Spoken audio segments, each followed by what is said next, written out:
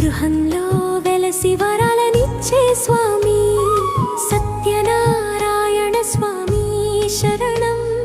శుభకార్యాలకు కొత్త తేజం నింపే దయామయ.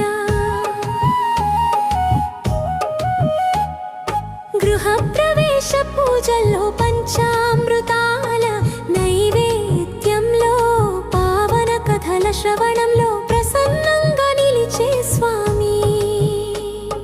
పచ్చని పందిరి మండపంలో దీపాలు వెలిగించి అష్టోత్తర నామం జపించిన నీకు క్షీరాన్న నైవేద్యం పెట్టిన